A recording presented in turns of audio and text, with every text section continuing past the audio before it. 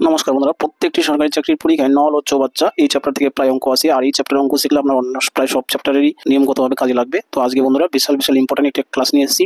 আমি দুটি প্রশ্ন দিয়েছি এবং দুটি প্রশ্নই এই টাইপের প্রশ্ন কিন্তু চাকরির পরীক্ষায় আসে। তো দেখুন বন্ধুরা, আজকের প্রথম প্রশ্ন 22 নম্বর থেকে স্টার্ট হচ্ছে। 22 নম্বর প্রশ্ন কি বলেছে দেখুন, একটি খালি চৌবাচ্চা এ ও বি নল দ্বারা যথাক্রমে 12 ও 10 মিনিটে পূর্ণ হয় এবং পূর্ণ চৌবাচ্চাটি সি নল দ্বারা 15 মিনিটে খালি হয়।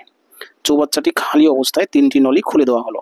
চৌবাচ্চাটি ভর্তি হওয়ার 17 মিনিট আগে কি করা হয়, বি নলটি বন্ধ করা হয় এবং 9 মিনিট আগে কি করা হয়, সি নলটি বন্ধ করা হয়।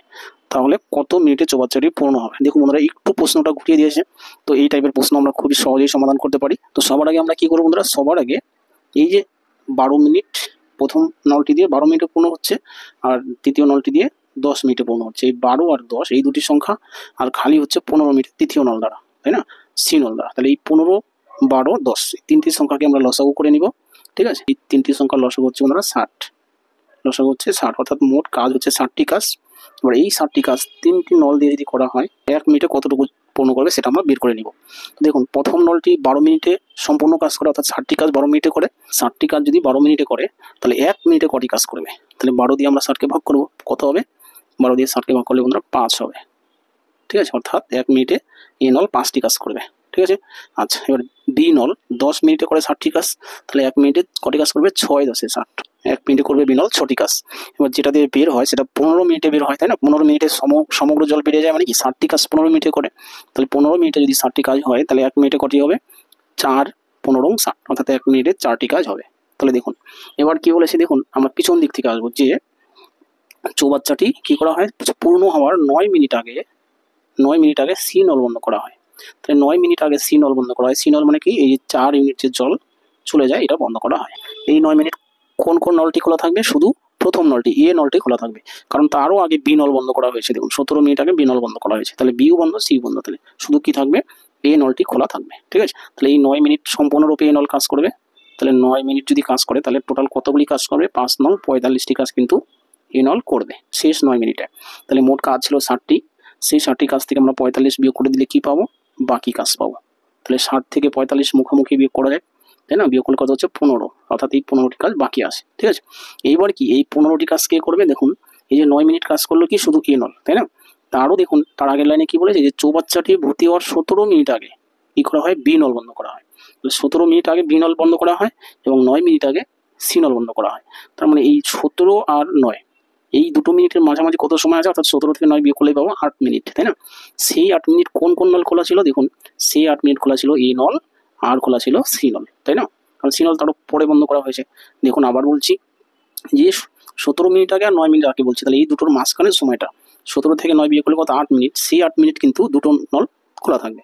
সেটা হচ্ছে, এক নম্বর হচ্ছে কি এ নল, আর কি সি নল খোলা থাকবে, কেন কি বি নলটা বন্ধ করা হয়ে আছে। ঠিক আছে, তাহলে দেখুন, এই যে এ আর সি যখন খোলা থাকবে, তখন 1 মিনিটে কটি কাজ করবে সেটা আমাদের বের করতে হবে। যে এ নল দিয়ে 5 ইউনিট জল ঢুকছে 1 মিনিটে, কিন্তু সি নল দিয়ে 4 ইউনিট বেরিয়ে যাচ্ছে।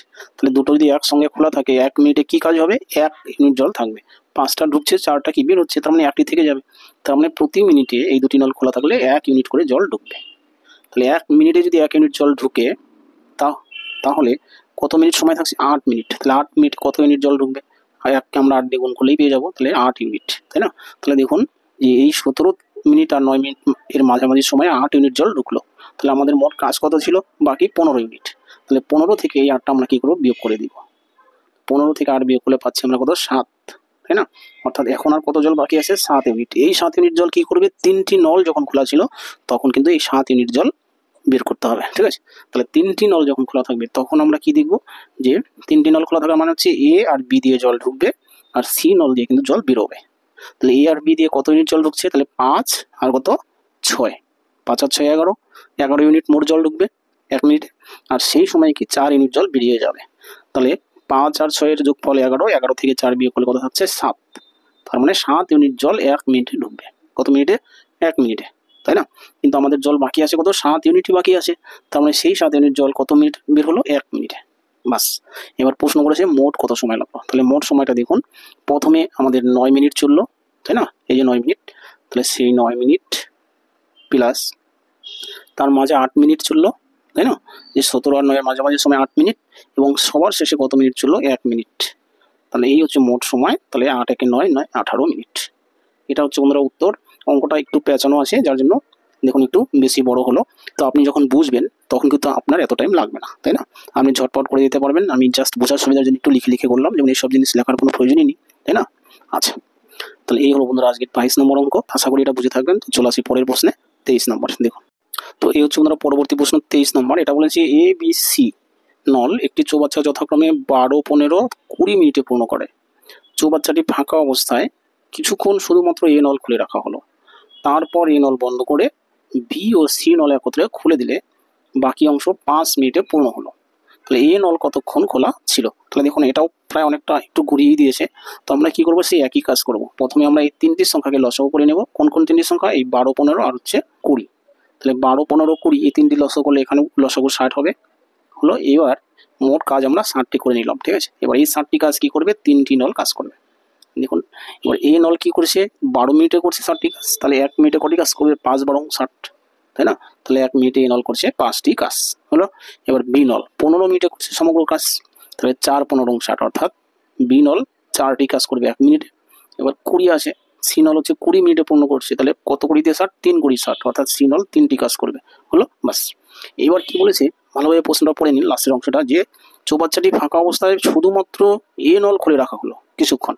তারপর এ নল বন্ধ করে বি ও সি একত্রে খুলে দিলে বাকি অংশ 5 মিনিটে পূর্ণ হলো। অর্থাৎ 5 মিনিটে বি আর সি নল কাজ করবে, তাই না?